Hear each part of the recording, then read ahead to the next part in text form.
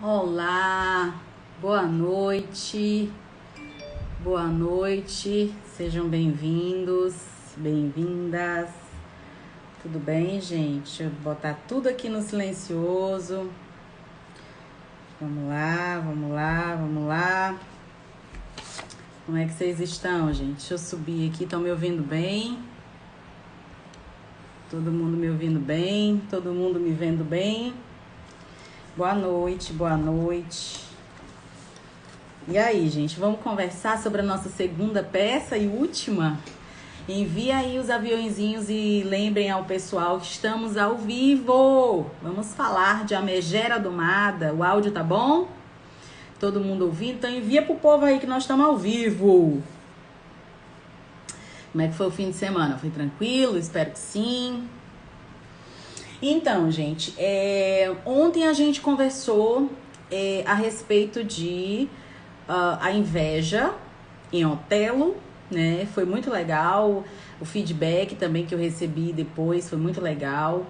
E hoje nós vamos encerrar com A Megera Domada, né? O feminismo que algumas tentam encontrar em A Megera Indomada, que não tem nada de feminismo. E o machismo, né, que existe em A Megera Domada, mas lembrando que esse machismo do qual a gente está falando é um machismo de acordo com a nossa visão moderna de mundo, né? Porque não há em Shakespeare nenhuma tentativa proposital de ser machista. Ele mesmo, Shakespeare, não era machista. E a gente tem uma dificuldade, que é uma dificuldade cultural, né? De separar o autor da obra. Isso é uma dificuldade absurda. Eu vejo todos os dias esse problema aqui nos stories, o pessoal falando de artistas de esquerda, artistas de direita. E esse tempo em que a gente está vivendo é um tempo muito chato, né? Que coloca a arte de uma forma que ela não deveria ser encaixada, né? Porque ela deveria estar um pouco acima dessas expectativas políticas que a gente coloca nela. Isso nos impõe, isso nos coloca uma espécie de bitola, né? Literalmente uma bitola que nos torna culturalmente limitados, né? Porque a gente não consegue consumir o produto cultural de um artista que não faz arte conservadora ou arte progressista, né? Então fica muito chato. Então hoje a gente vai ter uma aula final comemorativa aos 457 anos de Shakespeare, falando um pouco do machismo em A Megera Domada. Gente, vamos lembrar, A Megera Domada é uma peça escrita no finalzinho do século XVI, tá?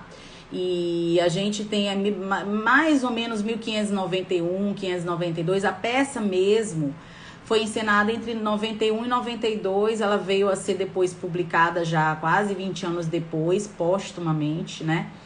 E é importante a gente, antes de fazer uma análise isenta em relação ao machismo, que muita gente, né, inclusive me perguntou sobre isso quando leu a obra e ficou naquela, nossa, Lorena, essa obra é muito machista, né? Alguns alunos ali do Telegram falaram isso comigo. Eu falei, gente, segura aí que a gente vai falar sobre isso mais tarde. Então, assim, é uma obra que é escrita e encenada numa era ainda governada por uma mulher. Vamos lembrar que no período em que A Megera Domada é encenada, quem estava no poder era ainda a dinastia Tudor, na figura da Elizabeth I, uma rainha filha de uma Ana Bolena, né, que dividiu a história da humanidade, a religião. Filha de um rei que teve muitas esposas e que por essas esposas foi capaz de entregar muita coisa. É uma mulher sem marido, sem filhos e, segundo ela mesma diz, casada com o trono inglês. Então, se a gente quer falar de machismo e de feminismo numa perspectiva medieval elizabetano, comecemos por aí. A gente está falando de uma peça escrita por um cara, encenada num lugar que era governado por uma mulher num tempo de homens, num tempo de absoluto controle masculino de toda a política, né? A gente sabe que desde Grécia a política é um assunto do homem e a casa é um assunto da mulher. Eu tô falando desde Grécia porque a gente precisa marcar um período de início, tá? Não tô dizendo que foi assim só na Grécia, mas vamos começar de Grécia, porque foi na Grécia que a gente teve a ascensão e o florescimento do teatro, né? O teatro grego é uma fonte da qual Shakespeare bebeu, né? Não podemos negar, disse ontem para vocês, né? Shakespeare só foi Shakespeare porque ele leu basicamente tudo que havia de interessante em termos de produção grega, tanto as tragédias quanto as comédias, né, gregas que florescem ali naquele período histórico, são herdadas pela civilização ocidental. E agora Shakespeare, um inglês de Stratford-upon-Avon, um interiorzinho da Inglaterra, tem acesso a toda essa riqueza cultural, né? Quando eu vejo hoje, por exemplo, vários pais me agradecendo porque eu coloco os filhos de 11, 12 anos para ler Édipo Rei, tem que agradecer nada, gente. A educação que preste, né, passa pelos clássicos gregos, né? Não só pela literatura clássica ocidental, que foi já bebendo nessa fonte, mas da fonte mesmo. E a fonte original é essa Grécia que produz, por exemplo, com Aristófanes, né, uma peça como Lisístrata, tá? Eu não sei se vocês já tiveram a oportunidade de ler. Eu sei que o teatro grego é muito conhecido pelas tragédias, né? A gente conhece muito as tragédias, até porque, como eu falei ontem, né? A tragédia parece atrair mais público, atrair mais atenção, ou seja, o mal, né, capta muito a nossa atenção. Mas as comédias, né? As comédias também têm o seu valor e elas também foram deixadas de herança. E a Megera Domada é uma comédia, tá? Vamos lembrar. A Megera Domada, diferentemente de Otelo, como eu disse ontem, Otelo é uma peça que é pesada, né? Que é encenada sob aquele clima de inveja que a gente tem, de ciúme que a gente tem, de competição que a gente tem. Já a Megera Domada, não, gente. A vibe é outra. Por quê? Porque a peça é para fazer rir. A função básica de uma comédia, gente, é fazer rir. Então, o riso é o objetivo de Shakespeare quando ele escreve cada fala dessa peça. Ele não está aqui tentando fazer um panfleto ou um manifesto em defesa do direito da mulher na sociedade. Isso não era uma questão para o homem da Idade Média. E Shakespeare, por mais que hoje a gente tenha um monte de gente, de crítico literário, tentando cavar uma homossexualidade em Shakespeare, tentando cavar... outro dia eu vi uma palestra Shakespeare Queer. Eles estão tentando cavar em Shakespeare um homem da Idade Média que era um homem da Idade Média. Que, por mais que fosse bissexual, como muitos dizem, mas casou, tudo certinho, teve filho... Quando morre, bota a família no lugar, né? Quando ganha dinheiro, bota a família no lugar. Ou seja, ele era um pai de família. Bissexual ou não, ele se comportou oficialmente como um heterossexual pai de família. Por mais que ele tivesse outras preferências. Então, ele era um homem da Idade Média, gente. Ele era um homem da Idade Média. Não procurem pelo em cabeça de ovo, tá? Não procurem pelo em ovo. O Shakespeare era esse homem de Idade Média. E ele escreveu como homem, ou seja, a posição de escrita de Shakespeare não é a posição de escrita de um gay, não. Shakespeare escreve como um homem que ele era, que conseguia enxergar da posição de heterossexual, pelo menos que exercia publicamente, a visão de uma mulher, né, da Idade Média. Então, quando ele escreve a peça, ele não quer retratar uma mulher pós-feminismo, ele não quer retratar uma mulher do século XXI, uma mulher que trabalha porque quer, porque precisa. Não, ele quer retratar uma mulher numa profundidade muito maior do que toda essa baboseira revolucionária que tentam pregar nessa peça. Essa tentativa de levar a peça para esse lugar de debate político é, no mínimo, empobrecedora da cultura. Porque quando Shakespeare escreve essa peça, o que ele queria era só que a gente risse.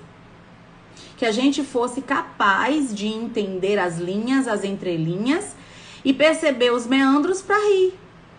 Por isso é uma comédia, né? Então, quando Aristófanes, por exemplo, lá em Lisístrata, também num período em que mulher estava em casa e o homem na guerra, né?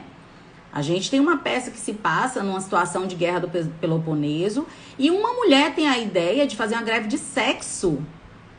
Eu tô falando da Grécia, gente. Então, muito antes de Shakespeare, outros dramaturgos já romperam certas discussões com o único fito de fazer rir. Então, as comédias gregas, as comédias elisabetanas, elas não têm nenhuma relação com a nossa ideia de revolução.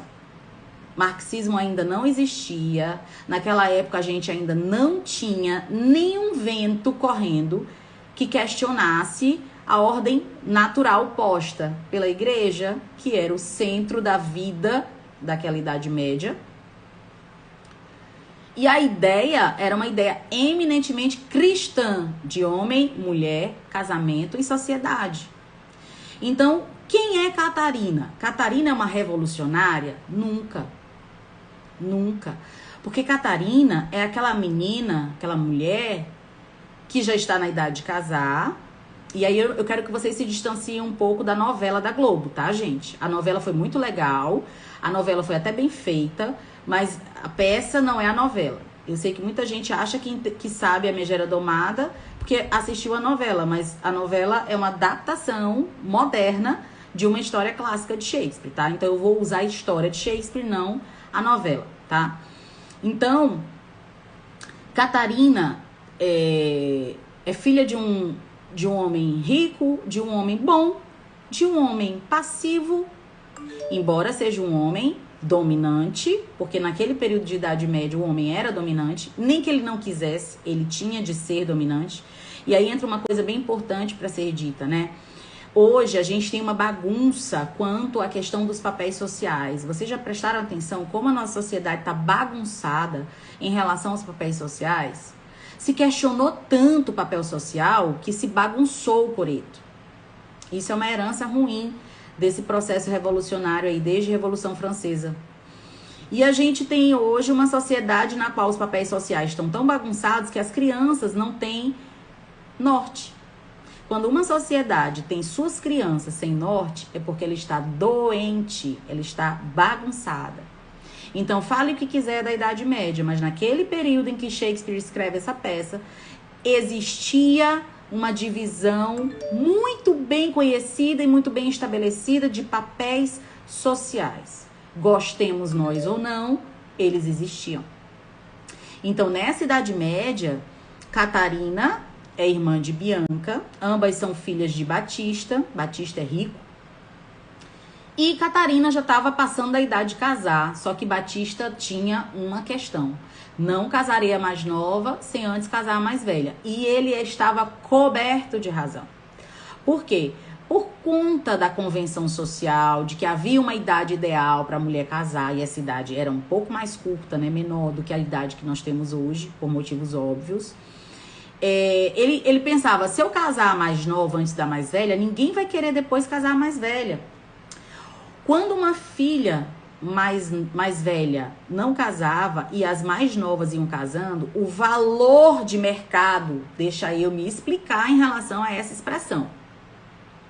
Porque depois eu não quero ninguém dizendo que eu tô falando de mulher como mercadoria, tá? Porque vocês têm uma dificuldade de ler entrelinha, de entender ironia, vocês têm uma dificuldade cavalar em perceber o que não tá dito. Então olha pra minha expressão facial. O valor de mercado de Catarina. Vamos lembrar que havia uma troca financeira aí, né? A história não é uma história de amor apenas. É uma história de negócios, porque havia uma questão social / econômica envolvida no casamento. E isso é assim durante a Idade Média. Essa troca de a sua filha por uma quantia pela sua mulher, isso era uma convenção. que se arrastou até bem pouco tempo, né? Porque o dote foi trazido de geração em geração e até no século XX a gente tinha o dote sendo uma prática social aceita, normalizada. Então, Petrúquio, um homem forte, um homem corajoso e muito inteligente, embora Petrúquio tenha ficado marcado no imaginário de vocês que viram a novela, porque eles colocaram o Eduardo Moscovis, né, como um caipirão. Petrúquio não era um caipirão. O verdadeiro Petrúquio era um homem muito, muito inteligente e muito posicionado socialmente. Em termos intelectuais mesmo, né? Ele não era um ogro. E Petrúquio percebe naquela conversa de Batista de não casar a mais nova antes de casar a mais velha, uma oportunidade financeira. Então, que fique claro, tá? Para início de conversa. Um dos aspectos culturais, sociais retratados nessa peça é a relação intrínseca que havia entre casamento e finanças. Casamento e finanças não eram divididos. Por quê? Vamos lembrar, nas classes altas, a mulher não trabalhava por não precisar trabalhar. Porque nesse mesmo período em que Catarina e Bianca vivem, outras mulheres pobres são obrigadas a trabalhar como servas, porque são pobres, né? Então, a mulher já trabalhava. Ei, minha amiga, Tati entrou, gente. Então, a mulher já trabalhava na Idade Média, a mulher já estudava na Idade Média, né? Eu vou deixar isso aí para vocês pesquisarem, porque não é nosso foco aqui. Então, a gente tem essa mulher na Idade Média, que é pobre, precisando trabalhar. Mas Catarina e Bianca não precisavam, porque elas tinham um papai que as sustentava. E nada contra. Você não vê... Por que não dá para colar uma pecha de revolucionária em Catarina? Porque Catarina vivia com o dinheiro do pai. Catarina não era independente financeiramente. Primeiro ponto que a gente precisa colocar aqui é que a grande obrigação de um revolucionário, já que ele está querendo se rebelar contra a ordem, é trabalhar para fazer isso com o seu próprio dinheiro. Ocorre que a gente sabe que Karl Marx não usou o seu próprio dinheiro, a gente sabe que a maioria dos revolucionários montou ou numa mulher ou num outro homem para poder se fazer revolucionário. Então não cabe a Catarina essa pecha, porque Catarina era aquela filhinha do papai. Ah, mas ela não trabalhava porque naquela época a mulher não trabalhava. A mulher trabalhava naquela época, a pobre. A rica, por uma questão de convenção social, não pegava bem que ela trabalhasse. E Catarina estava ok com isso. Em momento nenhum você vê Catarina inconformada por ser sustentada pelo pai. Portanto, ela não é revolucionária. Ela é uma mulher como qualquer outra daquelas na Idade Média. Tá, mas quem é então Catarina? E por que as feministas e por que todo mundo aí sempre diz que Catarina é um ícone da revolução em Shakespeare? Primeiro, por burrice. Segundo, porque o que Catarina era, não era uma revolucionária. Ela era uma mal educada. Mal educada, grosseira, vulgar. Ela era uma mulher vulgar. Ela era uma mulher que gritava. Ela não falava, ela gritava. Ela era uma mulher muito mal educada. Uma mulher muito grosseira. E isso, às vezes, é visto como um ponto positivo para nós mulheres. E eu devo confessar que isso é uma grande luta da mulher, sobretudo da mulher cristã hoje em dia. É não se conformar de ser mal educada, grosseira. E a gente foi educada achando isso normal. A gente foi educada achando que tá tudo bem a gente ser igual ao homem. Então tá tudo bem a gente peidar, a gente arrotar, a gente fazer tudo na mesa. Entendeu? E a perda da nossa graça, a perda da nossa, talvez, do nosso mistério está aí. E eu acho que hoje, num século de tanta liberdade, a dificuldade é lidar com essa liberdade no ponto. E Catarina é essa mulher grosseira. Então ela não é uma revolucionária feminista. Ela é uma filhinha de papai que fala palavrão. Que não tem modos. Que é rebelde, tem um coração rebelde. Então assim, se eu pudesse dizer, né? Sobre o que eu posso tratar em Catarina? Sobre rebeldia. Ela tinha em si uma semente de rebeldia que nos faz alusão a Eva, a Lilith, a todas as mulheres aí mitológicas, né? A mulher que quer se rebelar para provar de um papel que o Criador disse que era dela. Ela quer provar de um outro papel, porque aquele ela já conhece. Ela quer provar de um outro papel, porque ela quer sentir como é desobedecer. Ela quer sentir o que tem do outro lado da ponte. Então, Catarina é essa filhinha de papai, criada com todo o zelo, com tudo que se pode ter de melhor, numa Idade Média com pouca acessibilidade a tudo. E ela é egoísta. Ela é mal educada. Ela é insuportável. Ela é uma mulher intragável. Em alguns momentos da peça, no livro do Milô, ele traduz literalmente ela como filha do diabo, mulher demônio, né? É uma mulher intragável, né? Provérbio já diz que é melhor tu viver só do que tu viver com uma mulher relinchosa, uma mulher intragável, uma mulher podre de insuportável, né? Uma mulher que faz de tudo para ser antipática. Dificilmente um homem é antipático. Esse papel é muito feminino. E não vem dizer que eu sou misógina, porque não cola, né? Não vai colar. E aí, gente, Catarina briga com Petrúquio o tempo inteiro. E qual é a comédia? Lorena, qual a graça dessa peça? Porque tu falaste que é uma comédia. Qual é a graça da comédia? A graça da comédia é o tempo inteiro, no discurso, Catarina afrontar por vontade, por diversão, por prazer. Ela tem prazer em ser mal educada. E por que isso numa Idade Média aí, né? 1591. Por que isso é engraçado? Porque isso não era o comportamento padrão de uma mulher. O comportamento padrão de uma mulher não era esse comportamento masculinizado por vontade. E isso é tão verdade que isso se torna comédia. Não é à toa que as feministas são piada. Elas são piadas desde Shakespeare, desde Aristófanes. Mulher extremamente suportável, que quer se igualar ao homem no discurso ou no ato, ela é uma piada. Ela é uma piada. A grande lição que Shakespeare deixa é, primeiro, a falácia da igualdade de gênero, né? Porque para Shakespeare só existia mulher e homem. Essa é a convenção da Idade Média. Essa, na verdade, é a lógica da natureza, né? Só há 2 sexos e, portanto, 2 gêneros. E Shakespeare deixa claro que os papéis de gênero são diferentes. Aquela era a realidade posta. Aquela era a realidade posta. Então, Catarina é essa mulher intragável que não queria, se recusava a se encaixar nesse lugar social. Ela queria para o que convinha, ou seja, para ser sustentada por um homem estava ok. Qualquer mera semelhança ou coincidência com a feminista que é bancada com o dinheiro do marido não é coincidência. Isso é assim desde sempre. A mulher rebelde adora o dinheiro do marido. Via de regra, é isso. Ela usa muito bem o dinheiro do marido para fazer revolução, né? E aí eu só me lembro de certas globais, né? Que são feministas, mas na hora de casar, casa com um cara que constrói capela para eles se casarem, né?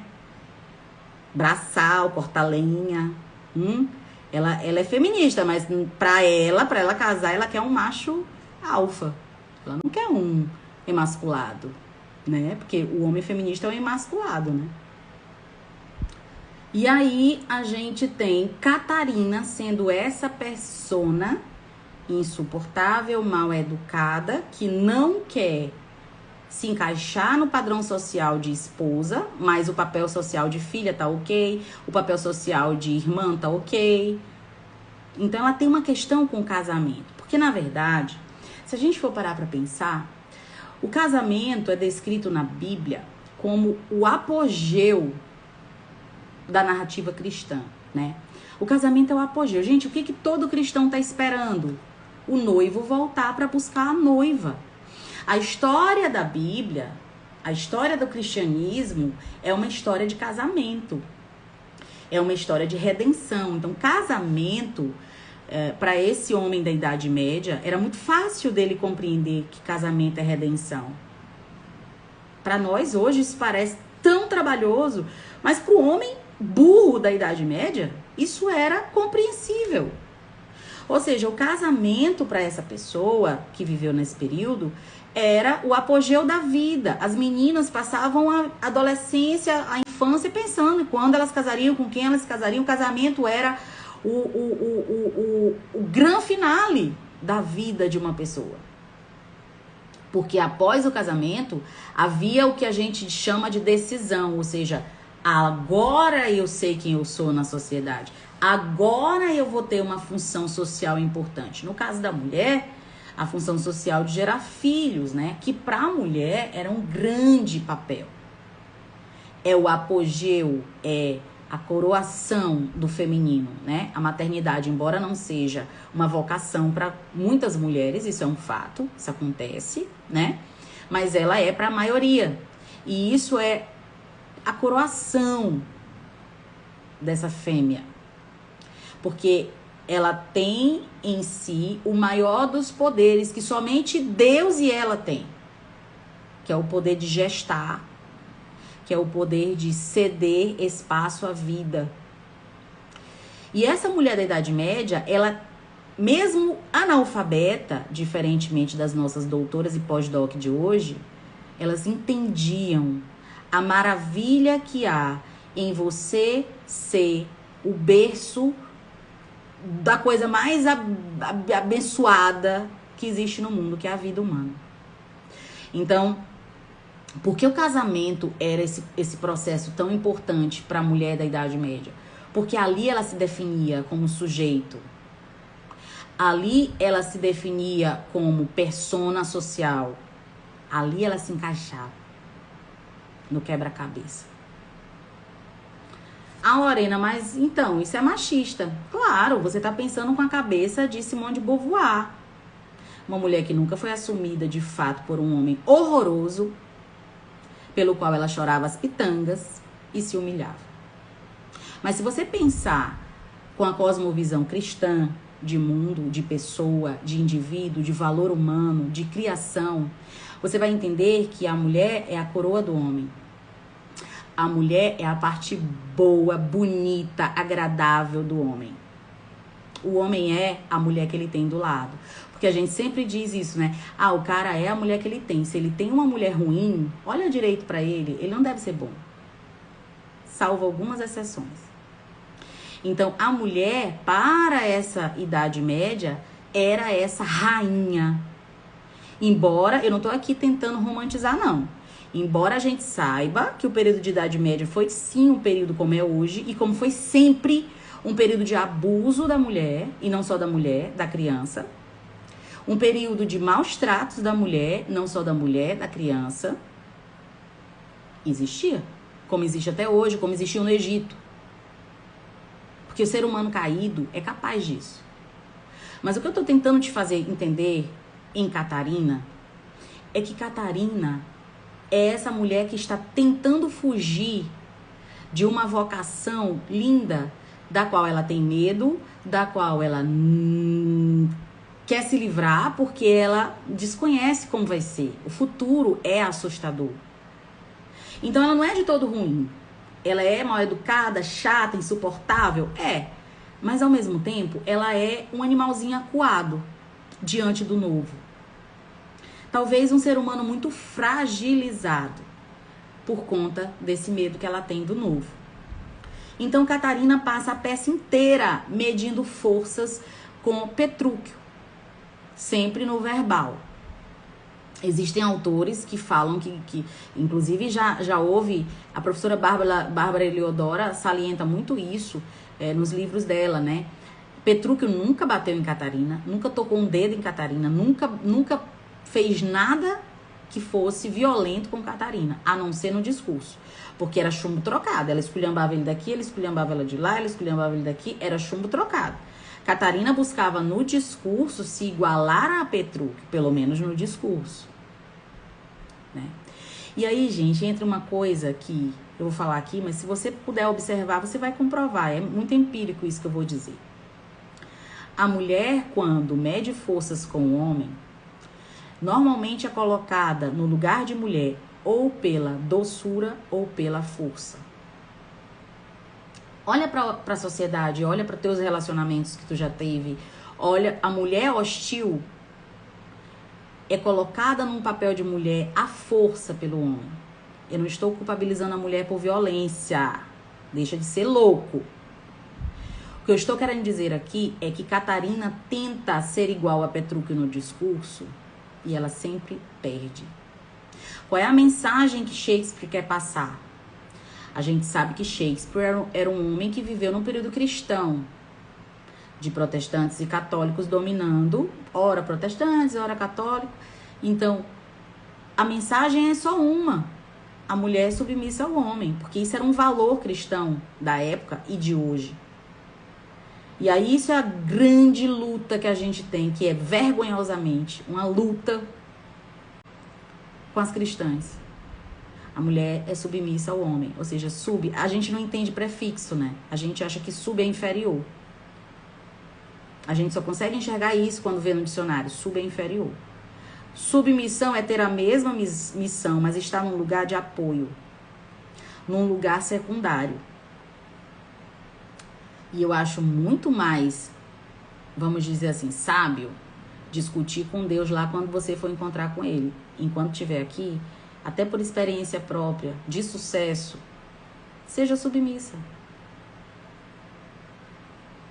Entenda qual é a missão do seu marido e apoie. Entenda qual é o chamado do seu marido e suporte-o, que ele vai te amar. Se você se coloca num lugar que é seu e preenche esse lugar que é seu, não há desarmonia. Ah, mas eu conheço uma mulher que fez isso e apanhava. Ela fez isso com um psicopata, né? Tô falando aqui num plano de gente normal.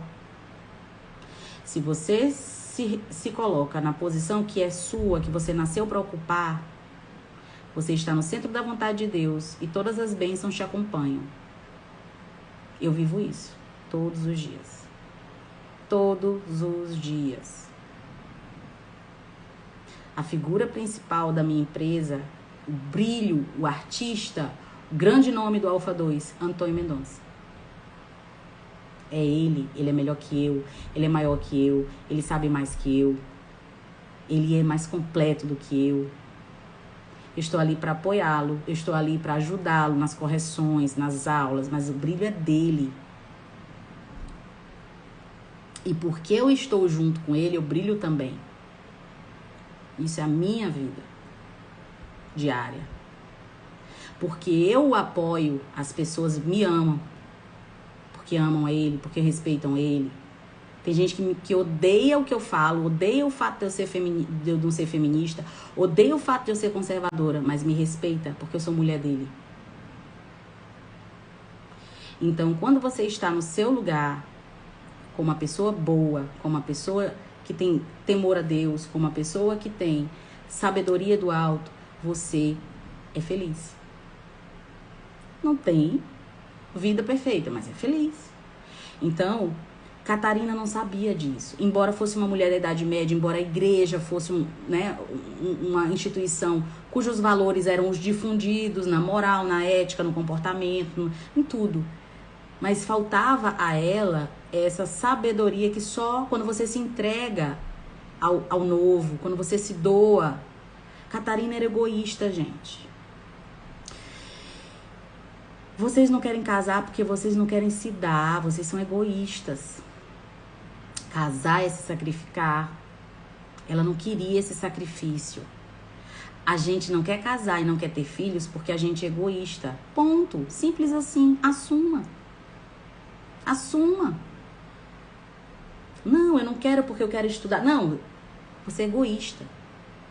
Você é egoísta. Você está em primeiro lugar no centro da sua vida. E era assim que Catarina vivia numa época em que não era para ser assim. A regra na época não era essa. Ela não queria ser a regra, ela queria ser a exceção. Por isso, rebelde. Casamento é doação. Pastorear é doação. Evangelizar é doação. Parir um filho e cuidar dele é doação. Ensinar alguém a ler e escrever é doação. Todas as atividades que misturam quem eu sou com o que eu faço é doação. E a gente é uma sociedade de consumo, não é uma sociedade de doação. Nós não estamos aqui para doar-nos. Nós estamos aqui para consumir o que o outro tem. A gente é parasita do outro. E isso é fortalecido na nossa cultura, isso é fortalecido no seio da nossa família, isso é fortalecido até dentro das igrejas hoje, que já perderam seu foco. Então, Catarina é essa mulher que está no tempo certo, mas com a cabeça errada. Não havia espaço para o que ela queria. E eu vou dizer mais. Só houve espaço para o feminismo surgir e florescer porque os homens quiseram. Porque até esse momento os homens não queriam e não havia espaço. Só passou a haver voz feminina na sociedade quando os homens quiseram. Até a existência do feminismo precisou dos homens para acontecer. Se você observar quem de fato estava no começo do feminismo nos Estados Unidos, no começo do feminismo inglês, você vai ver que há vários homens de posição, inclusive política, envolvidos nisso. E por que durante a Idade Média isso não aconteceu? Porque não havia apoio masculino, gente. Vamos lembrar que a gente tinha a dinastia Tudor e Stuart, Inglaterra e Escócia. Os homens tinham verdadeiro pavor daquelas mulheres. Sobretudo de Elizabeth, que falou, não vou casar. Gente, eles passaram a vida tentando casar a Elizabeth. Chegou uma hora que eles desistiram. E estavam torcendo para ela morrer, para poder ter agora de novo uma família no trono. Não que ela não fosse uma rainha querida.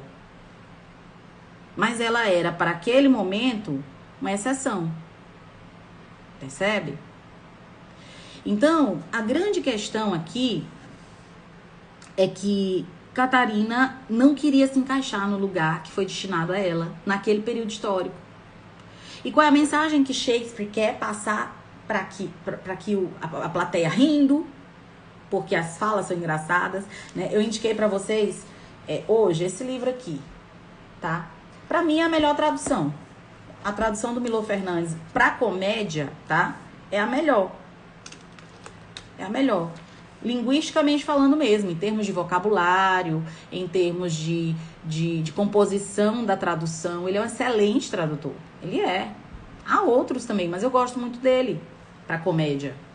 Porque, né, o Milor entende de comédia, entendia de comédia. Então, a gente tem aqui essa mulher que, pelo verbal, luta para não ocupar o seu espaço social destinado. E, ao mesmo tempo, a gente tem um homem que, por uma questão de aposta, porque Petrúquio aposta que ele vai domar essa megera. Perceba que Petrúquio aqui, em momento nenhum, aparece como um Romeu, cego de paixão, enlouquecido, não. Petrúquio é um homem frio até, para os parâmetros shakespearianos. Ele é frio, porque ele está interessado no dinheiro, isso fica claro durante a peça, e ele faz uma aposta. Não que ele vai amar, cuidar, proteger, não, ele faz uma aposta que ele vai domar. Essa é a palavra literal que Shakespeare usa no original. Ele vai domar. Gente, domar é um verbo que a gente usa para animais de grande porte. Até porque animal de pequeno porte a gente usa domesticar. Então, Catarina era tão vaca que ela não ia nem ser domesticada, ela ia ser domada. O vocabulário fazia jus à bruteza, brutalidade dela. Ela era bruta. A gente foi ensinada que ser bruta é bonito. Nós mulheres, porque a gente foi ensinada que ser forte é bom. E a gente é tão burra que a gente acha que força é a mesma coisa de bruteza, de brutalidade. Brutalidade é uma característica física que faz apelo ao físico. E, portanto, tem uma conotação mais masculina do que feminina, por um motivo óbvio. Em termos de força, o homem ganha da gente. Tô falando da regra, não da exceção. Física, força física. Você já pegou um tapa de um homem de 150 quilos? Então, a mulher é fisicamente mais frágil. Então, a bruteza ou a brutalidade não são adjetivos femininos de raiz. Mas Catarina, Petrúquio se refere a Catarina assim. Para vocês terem noção de como ela era ogra. E assim, gente, eu, por exemplo, eu sou uma pessoa extremamente... já fui muito mais ogra do que sou hoje, né? Até por uma questão de cansaço mesmo, a gente cansa. Catarina cansou, né? Cansou. Chega uma hora que ela fala, cara, é isso mesmo, vou ter que casar, a sociedade tá aí. Eu não tenho essa liberdade, ela não tinha a liberdade que as feministas queriam que ela tivesse. Eu já vi várias peças de releitura de A Megera Domada dando um final diferente pra Catarina, botando Catarina lésbica, botando Catarina mãe solteira, botando Catarina... Não havia espaço, gente. Nós estamos falando de 1591. O povo pirou, o povo, sabe, sai do comum. Não havia espaço para uma Catarina mãe solteira, para uma Catarina lésbica, numa peça de Shakespeare. Queria ser encenada para 200 pessoas verem. Não era isso que a aristocracia queria ver. Por mais que a aristocracia tivesse casos assim na sua família. Mas eram casos de exceção e ninguém gosta da exceção sendo comédia, gerando risada num palco. Geralmente a gente quer esconder a exceção e não mostrar.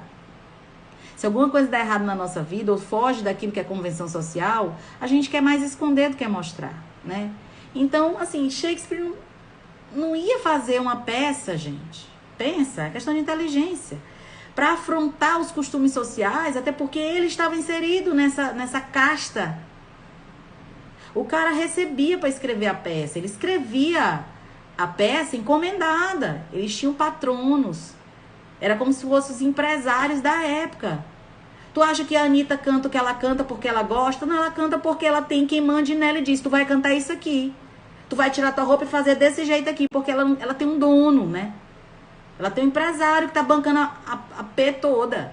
Então, naquela época não era diferente. Os teatrólogos, os dramaturgos, eles tinham os patronos. E em muitos casos, o patrono era o próprio rei, a própria rainha. Não é o caso de Shakespeare, tá? Shakespeare teve outros patronos aí. Então, o cara ia escrever uma peça dessa? Não, ele ia escrever uma peça para fazer rir. E ia colocar nessa peça os valores que ele sabia que seriam aceitos nessa peça, porque venderia o ingresso, porque era um comércio. Vamos lembrar, gente, Shakespeare não era um escritor de romances. Shakespeare não era aquele cara que escrevia porque tinha uma ideia, não. Shakespeare era dramaturgo, ou seja, ele escrevia uma peça para ser encenada, para com aquilo vender ingresso, para daquilo ele tirar uma renda. Então, era comércio, existia um business aí. Lorena, mas como assim? A gente tá falando de Idade Média, feudalismo, não tinha capitalismo. Gente, por favor, tá? O teatro elisabetano já era um comércio. Algumas das peças eram encenadas em privado, a convite de um grande lorde. Ele colocava a peça no jardim da casa dele e chamava quem ele queria para ver. Mas na época de Shakespeare, a Inglaterra começou a ver o florescimento do teatro físico. Eu tive a oportunidade lá em Londres de ir ao The Globe, que está ali na beira do rio Tâmisa, que inclusive pegou fogo, depois foi refeito, reconstruído. O The Globe era um teatro, eram vendidas entradas. Existia plateia, frisa, camarote. Isso aí é uma organização que segue até hoje. Tá? E ele recebia dinheiro.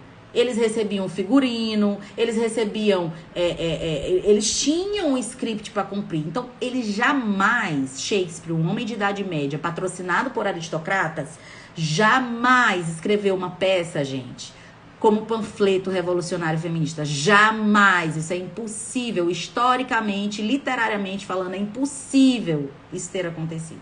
Quem faz isso é, no mínimo, pirado. Sabe aquele povo pirado que quer ver pelo de ovo em tudo?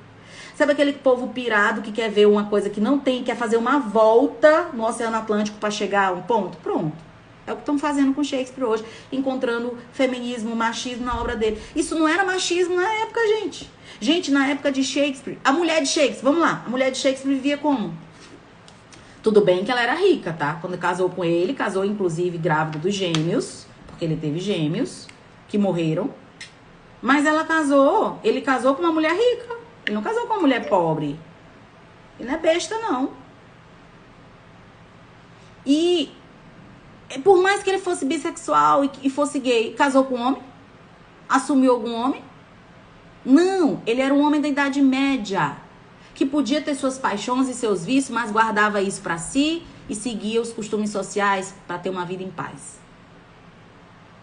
Então ele era inteligente, ele era uma pessoa que preferiu viver e entrar pra história do que fazer revolução e morrer guilhotinado num período que não cabia. Então, Lorena, há machismo em A Megera Domada? Não. Não há. O que há na Megera Domada é a representação de uma sociedade dividida como era na época. Só que a gente não estuda literatura na escola. Por isso eu admiro tanto o trabalho que Antônio faz com literatura. Porque não é fácil, num mundo materialista como o nosso, num mundo em que as pessoas querem aprender o que tem utilidade, ou seja, a gente é utilitarista, a gente é materialista, mistura isso tudo, dá essa merda que tá aí. Que é as pessoas escolhendo o que vão aprender, escolhendo o que vai compor o seu arcabouço cultural, a sua bagagem cultural, pelo dinheiro que aquilo poderia gerar. Shakespeare dá dinheiro em quê? Em nada. Hoje, o que eu ganho estudando Shakespeare? Eu ganho tudo. Eu ganho poder falar isso aqui e um pouco mais para quem quiser ouvir. Isso é quem eu sou. Isso é minha cultura. Isso é minha herança. Mas o aluno acha que não vai estudar Shakespeare porque não cai no Enem? Porque para ele estudar é fazer uma prova e entrar na faculdade? A gente não sabe o que é vida intelectual. A gente não faz a menor ideia do que seja cultura, do que seja riqueza. A gente não está preparado para isso. E quando eu vejo Antônio falando de Fernando Pessoa, falando de Camões, gente, quem que quer estudar Camões, gente? E aí eu vejo meu marido se lutando para fazer o povo se apaixonar por um autor que ninguém dá valor. Porque todo mundo quer ficar rico, embora burro, sem cultura, viaja para um lugar como a Inglaterra, enche o shopping, enche a lanchonete, vai para o museu, não consegue passar meia hora no museu, porque não tem inteligência para isso, porque não tem bagagem para isso, porque não tem vontade de mudar isso. E aí dá pra ver feminismo em Shakespeare, né? Porque quem te ensinou Shakespeare provavelmente é uma feminista, e feminista que não sabe ter o senso das proporções históricas. Históricas, eu não tô falando nem de senso das proporções políticas. Proporções históricas. Porque quem estuda história entende o que é isso aqui, gente. Quem estuda a biografia de Shakespeare sabe que Shakespeare escreveu essa peça aqui encomendada. E o cara tava lá pensando em negócio de feminismo, gente. O cara tava lá pensando em negócio de papel feminino. A mulher dele tava em casa cuidando dos filhos dele. Ele era essa pessoa. Então não tem machismo em Shakespeare. Não tem porra nenhuma de machismo em Shakespeare. O que tem em Shakespeare é história de uma época São os valores cristãos de uma Idade Média, gostemos ou não, goste você ou não, a Idade Média foi cristã. E essa era a lógica, a força ou não a força, era isso. E foi graças a essa lógica que vários crimes deixaram de acontecer, várias mazelas deixaram de acontecer. Foi graças à igreja que não deixou o negócio degringolar que a gente chegou aqui. E olha que o que a gente está vivendo hoje é por enfraquecimento da igreja. Porque se ela fosse forte, tu tenha certeza que não tinha feminismo hoje no mundo. Mas uma pá de homem emasculado resolveu se juntar com essa miolo mole. E apoiar essa sacanagem. Pra se aproveitar delas. Porque os homens que apoiaram o feminismo só apoiaram porque tinham muito a lucrar com ele. E lucram até hoje. Até hoje eles usam a mulher e descartam. Usam o corpo da mulher, usam a imagem da mulher, sexualizam a mulher, bestializam a mulher. E ela é tão burra que ela não percebe isso. Ela não começa a dar valor ao intelecto. Um monte de mulher correndo para levantar a bunda e levantar a cultura, para depois que trepar, conversar 10 minutos. Porque depois que goza, meu bem, não precisa mais nada. Você não é mais do que um buraco.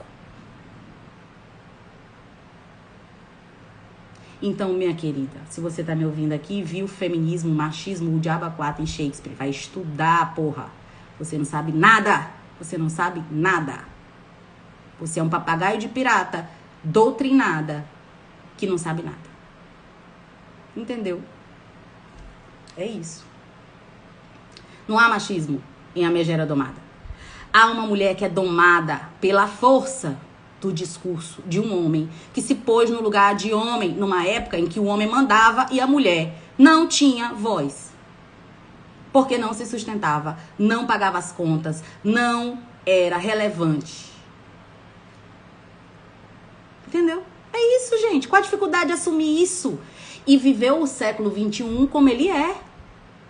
Trabalhando, sendo chefe. Estamos num novo tempo, mas eu não posso ser doida de querer ver o meu tempo em 1591. Entendeu? Isso é falta de senso das proporções, falta de estudo, falta de crítica. Entendeu? Parem de querer reler Monteiro Lobato, reler Shakespeare. Porra, não tem nada disso neles. Não tem. A sociedade era aquilo, você não vai mudar.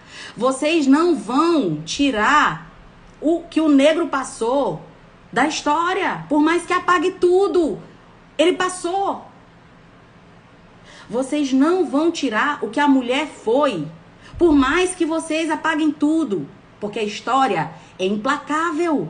O tempo não volta, o tempo não volta, o tempo não volta. Não queiram resgatar Shakespeare com o olhar de uma Margaret Atwood, tá? Não queiram ver o conto da Aya em Shakespeare. Vocês não têm senso das proporções. A gente lava a roupa na máquina, gente. A gente faz cocô num vaso de porcelana. O povo da Idade Média não tinha nada disso. Ser mulher hoje é muito fácil. É muito fácil ser mulher em 2021. É muito cômodo ser mulher em 2021. E não foram as feministas que me deram isso. Foram essas mulheres da Idade Média que sobreviveram a esse período de segregação, esse período de baixa tua bola e vive tua vida e cria teus filhos. Foi graças a essas mulheres que construíram o que a gente tem hoje, que a gente faz cocô no vaso de porcelana e pode sair de casa para trabalhar. Não foi graças a quem mostra o peito na praça. Não foi graças a quem, usada pelos homens, serviu. Uma Marilyn Monroe da vida serviu para sexualizar a gente, para colocar a gente como objeto. Hoje a gente é objeto, porque a gente anda nua. Na Idade Média a mulher não andava nua. O corpo de uma mulher só era visto pelo homem nu na noite de núpcias. Hoje o periquito das mulheres está aí nos nudes. Hoje mulher não tem valor. Quer falar da Idade Média, quer falar da mulher da Idade Média. Uma vagabunda hoje quer falar da mulher da Idade Média que se cobria, que se guardava, que se preservava. Hein? Mulher nenhuma hoje tem moral para falar de uma mulher casta da Idade Média. Que se dedicava a rezar, que se dedicava a criar 12 filhos. A gente não sabe o que é criar 12 meninos com chatice o dia todo no pé. A gente é um bando de mulher sem noção, querendo comparar a gente com mulher de Idade Média, que lavava roupas e roupas no inverno sem máquina de lavar. Que esperava a lenha para poder acender o fogo, para poder fazer um bolo. A gente é no mínimo, sem noção de querer comparar 2021 com 1591. No mínimo. E se você quer um conselho, você mulher, você que tá me ouvindo aí que é mulher, estude a história da mulher. E a história da mulher não tem nada a ver com feminismo. O feminismo é sobre os homens usando as mulheres para perverter a sociedade, para eles mesmos conseguirem se prevalecer. Só quem ganhou com o feminismo foram os homens, que perderam todas as suas obrigações conosco. Todas. Não é à toa que hoje a gente tem muito filho sem nome do pai no registro. O pai não dá um prego. A mulher facilitou a vida do homem, porque na Idade Média, meu bebê, o homem tinha que se rebolar para sustentar 12 filhos, vira-se. A vida do homem não era fácil na Idade Média. E era a mulher que colocava ele no lugarzinho dele. Hoje a gente quer dividir a conta. Hoje a gente quer facilitar até o sexo. Eu vou até aí. Tu quer me comer? Eu vou até aí pra te dar. Se tem uma coisa que o feminismo fez com a gente, foi facilitar a vida do homem. Metade dos homens que estão aqui não sobreviveriam numa Idade Média em que eles tinham que ralar, meu amor. Ralar. Eles tinham que ralar pra sustentar. Gente, quem é de vocês aí que sustentaria hoje uma casa com 12 filhos? Com a qualidade de vida que vocês têm? Ninguém faria isso. E graças ao feminismo, a gente agora é obrigada a ajudar. A gente é obrigada a trabalhar, a se estressar, ter o cortisol lá em cima. Né? Ah, mas isso é liberdade. A liberdade é sempre boa, meu amor. A liberdade é sempre boa. Tu acha que essas mulheres da Idade Média eram mais infelizes do que nós? Não tem como a gente saber, né? Não tinha live na época. Não tinha live. Catarina não fez live. Então, gente, acaba com esse negócio de machismo em Shakespeare. Acaba com esse negócio de, né? Tinha racismo? Claro. Tinha antissemitismo? Claro. A Inglaterra expulsou os judeus de lá, gente, no século XIII. Eles odiavam os judeus. Shiloh, no Mercador de Veneza, é odiado. A tarefa de agiota era asquerosa. Entendeu? Então, gente, estudem história, meus amores. Estudem história e acoplem o estudo da história com o estudo da literatura com os olhos da época. Se transportem para a época, para poder entender o que vocês leem na ficção da época. E comecem a fazer isso com os clássicos gregos, tá? É uma dica. Não comece a fazer isso com a Idade Média. Comece a fazer isso com as tragédias gregas e as comédias gregas, que isso vai te preparar para até achar melhor a Idade Média. Porque tu vai ler nas tragédias gregas e nas comédias gregas é bem mais grave do que isso aqui, né? Então, gente, tô com 3 minutos. Eu vou acabar essa live para tentar salvá-la que nem eu salvei ontem, tá bom? E era isso, tá? Que eu tinha pra falar sobre a megera domada, sobre machismo e a megera domada. E eu estou aqui encerrando e enterrando esse assunto.